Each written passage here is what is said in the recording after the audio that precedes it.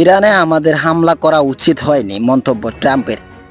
ইরানের প্রসঙ্গে সামরিকভাবে জড়ানো উচিত হয়নি বলে মন্তব্য করেছেন মার্কিন প্রেসিডেন্ট ডোনাল্ড ট্রাম্প। তবে একই সঙ্গে তিনি দাবি করেছেন ৯ মাস আগে মার্কিন বাহিনীর পদক্ষেপ না নিলে ইরান এতদিনে পারমাণবিক অস্ত্র তৈরি করে ফেলত। আল জাজিরা লাইভে এই তথ্য জানিয়েছেন তিনি।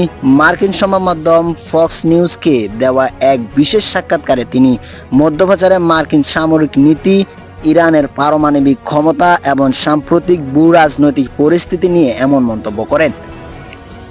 ট্রাম্প বলেন, ইরাকের দিকে তাকান, আমাদের কত বড় ক্ষতি হয়েছে, আমরা কি যে একটা বোকামি করেছি। আমাদের আসলে প্রথমে সেখানে যাওয়া উচিত হয়নি, আমাদের ইরানেও যাওয়া উচিত হয়নি, কিন্তু ইরানের সেই পারমাণবিক ক্ষমতা রয়েছে। একই সঙ্গে তিনি দাবি করেন ৯ মাস আগে আমরা যদি B-2 বোমা বিমান দিয়ে তাদের উপর আঘাত না হানতাম, তবে তাদের হাতে এখন পারমাণবিক অস্ত্র থাকতো এবং পরিস্থিতি সম্পূর্ণ ভিন্ন হতো। হয়তো আজ ইসরায়েল থাকতো না, এমনকি মধ্যপ্রাচ্যেও কোনো অস্তিত্ব থাকতো না। তারপর সেখান থেকে পরিস্থিতি কোথায় গিয়ে ঠেকতো। সাক্ষাৎকারে ট্রাম্প আরও দাবি করেন, মার্কিন সামরিক বাহিনীর উদ্বেগ কিভাবে ইরানের সামরিক বাহিনীকে ধ্বংস করেনি।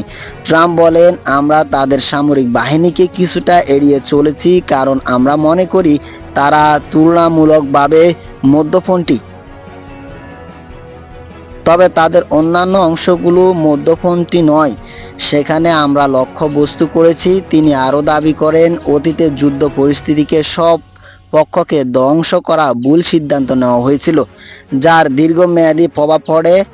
তার কথা, যুদ্ধের সময় সব কিছু ধ্বংস করে দেওয়ার মতো ভুল সিদ্ধান্ত হয়েছে, যার ফলে এমন একটি দেশ তৈরি হয়েছে যা ৪০ বছরও পুনর্গঠন করতে পারত না। ট্রাম্পের এমন মন্তব্য মধ্যপ্রাচ্যের নীতি ও যুক্তরাষ্ট্রের সামরিক হস্তক্ষেপ নিয়ে নতুন এক আলোচনা তৈরি করেছে। ট্রাম্পের এই মন্তব্যে এমন সময় এলো যখন যুক্তরাষ্ট্র ইরান নৈতিক নীতি ও আঞ্চলিক নিরাপত্তা পরিস্থিতি নিয়ে আন্তর্জাতিক মহলে নতুন করে বিতর্ক শুরু হয়।